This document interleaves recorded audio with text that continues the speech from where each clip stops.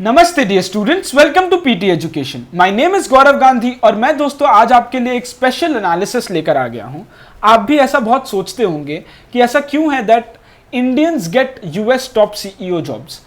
ज़्यादातर यूएस के बड़े बड़े कंपनीज में, आप गूगल ले लीजिए, माइक्रोसॉफ्ट ले लीजिए, अडोबी ले लीजिए, बड़े बड़े कंपनीज में, आईबीएम में, इसमें जो सीईओ होते हैं, जो चीफ एग्जीक्यूटिव ऑफिसर का जो पोस्ट होता है, वो इंडियंस ही क्यों फिल करते हैं, इंडियंस ही क्यों होते हैं, why do they choose Indians, and Chinese को क्यों चूज नहीं करते हैं या कोरियंस को क्यों चूज नहीं करते।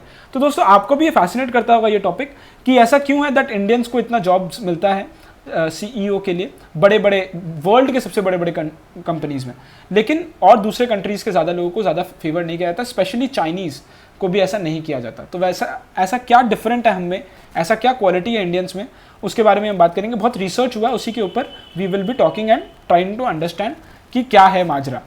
तो आप आते के साथ ही दोस्तों प्लीज़ लाइक कर दीजिएगा वीडियो को, please like the video, and जो भी क्वेश्चन आपसे पूछा जा रहा है आप कमेंट सेक्शन में उसका आंसर जरूर दीजिएगा। सो बहुत एक्साइटिंग होगा और आपको बहुत मज़ा आने वाला है दोस्तों। चलिए शुरू करते हैं। तो ये इंडियन ओरिजिन सीईओज है जो यूएस में है। कौन कौन? अरविंद कृष्णा आईबीएम, गूगल में सुंदर Pichai, Satya Nadella of Microsoft, master card के अजय बांगा, शांतनु नारायण अडोबी, और ऐसे बहुत सारे हैं, राजीव सूरी, एल नरसिम्हन, रैकेट बेनकाइजर के। आप रैकेट बेनकाइजर जानते होंगे दोस्तों, अगर नहीं जानते तो आप ना कमेंट सेक्शन में बताइएगा रैकेट बेनकाइजर के क्या क्या वेरी फेमस प्रोडक्ट्स है जो हम यूज़ करते हैं। तो आप ऐसे जितने भी बड़े बड़े कंपनीज देखोगे उसमें इंडियन सीईओज, इंडियन ओरिजिन के सीईओज को वो यूज़ करते हैं। तो ऐसा क्या है, और ऑब्वियसली ये लिस्ट कंटिन्यू होता है। So how about CEOs of Chinese roots, जैसे कि आप ब्लैकबेरी में देखोगे जॉन शेन है। अब जॉन शेन जो है वो चाइनीज़ है। आप जूम के लिए देखोगे एरिक युआन है। जूम तो अभी बहुत फेमस हो भी रहा है, जूम वीडियो कॉलिंग, तो उसमें एरिक युआन है। लेकिन ये इतने कम क्यों है? There aren't too many. आप पूरा गूगल छान मार लीजिए लेकिन आपको ज़्यादा नहीं मिलेंगे। तो ऐसा क्या है, रीज़न क्या है? So why Indians make it but East Asians don't. तो East Asia basically China, Korea और ये सब, और इंडियन साउथ एशिया में आते हैं। सो ऐसा क्या डिफरेंस है? जबकि 1.6 टाइम्स ईस्ट एशियन ज़्यादा है पॉपुलेशन वाइज साउथ एशियन से, 1.5 गुना से ज़्यादा ईस्ट एशियंस है। बट फिर भी ऐसा क्यों होता है? एशियंस के साथ ऐसा भी है कि highest level of education Asians लेते हैं, इंडियंस हो या चाइनीज़ हो, एजुकेशन बहुत ज़्यादा होता है दोस्तों। And income, lowest crime, unemployment rate, ये सब कुछ आप देखोगे तो हमारा नंबर्स बहुत अच्छा है। बट उसके बाद भी when it comes to high level leadership then ये ऐसे बैक ट्रैक कर जाता है और इस तरीके से ऐसे डाइवर्ज कर जाता है। ईस्ट एशियंस को अलग तरीके से ट्रीट किया जाता है और साउथ एशियंस जो इंडियंस हैं उनको अलग तरीके से ट्रीट किया जाता है। तो ऐसा क्या है? तो इसी के बेसिस पे ना एक रिसर्च हुआ दोस्तों एमआईटी में, Massachusetts institute of technology, MIT में, स्लोन स्कूल ऑफ मैनेजमेंट, उसमें कोलंबिया बिजनेस स्कूल के साथ मिलकर और यूनिवर्सिटी ऑफ मिशिगन के साथ मिलकर they tried to understand and they did this study. उस स्टडी में दोस्तों उन्होंने ना एक ये बैम्बू सीलिंग का कॉन्सेप्ट के बारे में ही बताया। अब ये बैम्बू सीलिंग क्या होता है? बहुत इंपॉर्टेंट कॉन्सेप्ट है, आप गूगल भी कर सकते हो इसके बारे में। बैम्बू सीलिंग बेसिकली वो होता है कि आप अपने वर्क प्लेस में अच्छा काम कर रहे हो और आपका जॉब में प्रमोशन हो रहा है, but after point of time ceiling लग जाता है, एक बैम्बू सीलिंग लग जाता है। वो एशियन अमेरिकन के लिए सबसे ज़्यादा होता है। एशियंस जो अमेरिकन में रहते हैं उनके लिए after point of time promotion नहीं मिलता, सीईओ जॉब्स नहीं मिलते। तो ये बैम्बू सीलिंग लग जाता है, it blocks the ascent of people.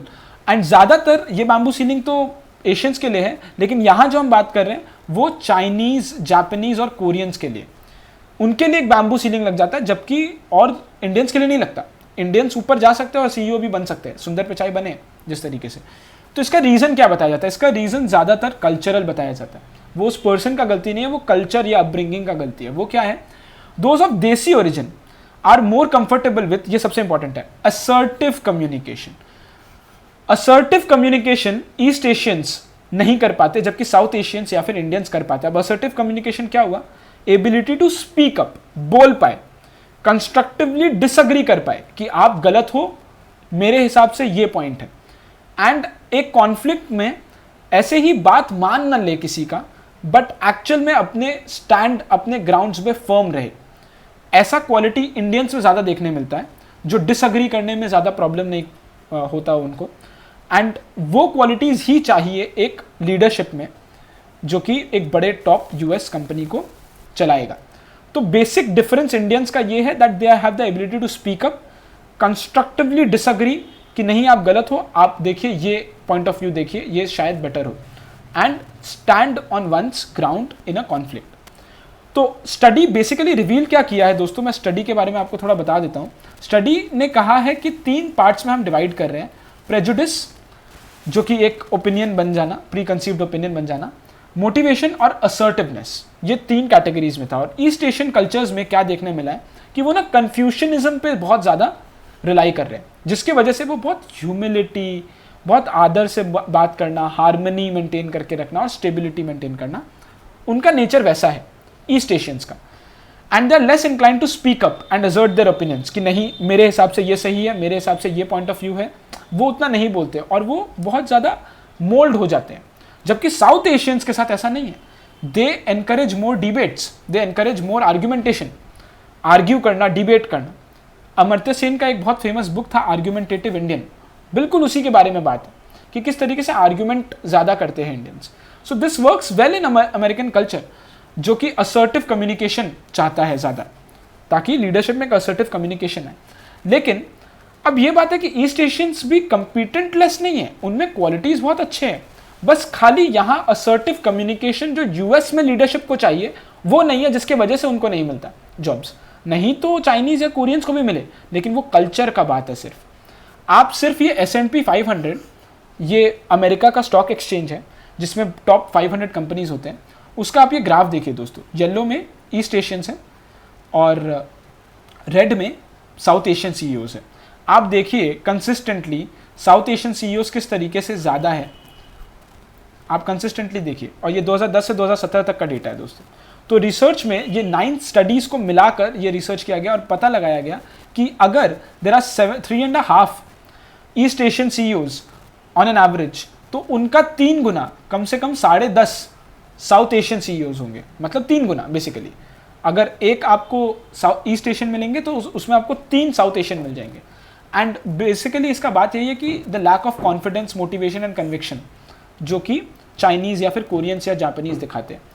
तो this is not a new phenomenon, एक बार पहले भी ऐसा हुआ। कोरिया में बहुत सारे प्लेन क्रैश हुए, और जब प्लेन क्रैश भी हुए थे तो वो इल्ज़ाम उनके जो पायलट्स हैं उनके हायरार्किकल कल्चर के लिए जिम्मेदारी ठहराया गया। वो क्या था बेसिकली, वो ये था कि they had the reluctance to question the authority कि आपके प्लेन्स में ये प्रॉब्लम है, and discouraged airing of valid concerns. अगर कोई वैलिड कंसर्न है तो स्पीक अप, और वो स्पीक अप करने में साउथ एशियंस को प्रॉब्लम नहीं होता, ईस्ट एशियंस को प्रॉब्लम होता है।